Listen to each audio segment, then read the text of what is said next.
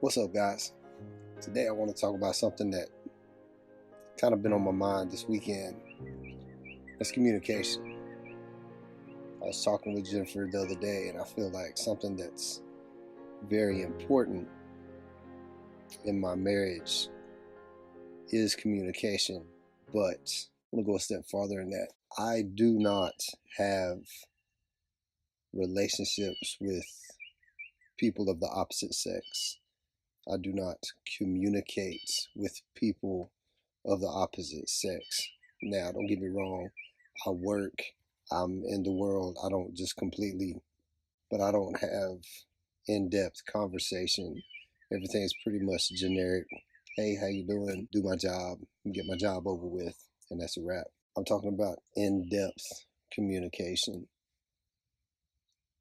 And I feel like something that's really special about my marriage is the fact that my sole source of communication with the opposite sex is my wife. And I feel like that's so important for many, many reasons. When I want to be intrigued by a deep, thoughtful conversation, be it about scripture or about spiritual life or even about some of my hobbies, photography, whatever it may be, electronics, I speak with my wife. She communicates with me, she talks with me, and that's very intriguing. And I personally feel that that's a downfall of many people today, marriages especially. They go outside of the realm of their marriage and have communications with the opposite sex. And when they're intrigued, it sparks an interest. When they spark an interest, then they're tempted to go a little bit farther. Nip that in the bud and don't even worry about it. Communicate with your spouse and your spouse only. If you need adult interaction, in-depth conversation, communicate with your spouse. Men, it's very important to protect your marriage. Every single way possible that you can protect your marriage, you should. And if you're not, you really need to step it up. Anytime there's a discussion and we have a different thought process, a lot of times it can promote bad feelings in relationships. But I think that's a beautiful part about ours is we try to communicate through it, and we try to, if we're on different pages, why are you on that page and why am I on this page? What can we do to get on the same page to move forward? Now, as humans, that may not always be possible. There's going to be things that she feels differently about than I do, and that's perfectly okay. It's being able to communicate those differences amongst each other, not amongst Bob down the street, not with Sally next door, with your spouse, your wife, your husband. That's why you're married. All of those things are distractions from your marriage, and you need to stay away from them.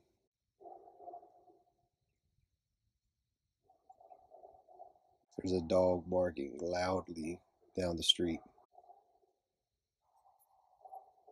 This is more of an intimate video, I guess, a look into my life.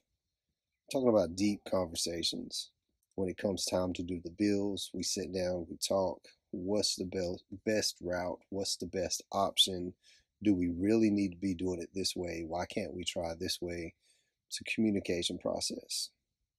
One of the keys to a great relationship is great communication. As long as you can keep the lines of communication open all the time, even when you're angry, even when you're down about the world, even when you're tired, keep the lines of communication open.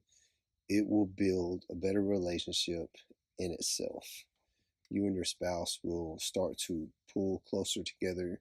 You will find that you're not having just generic conversations with your spouse. I feel like that's a problem with a lot of marriages today.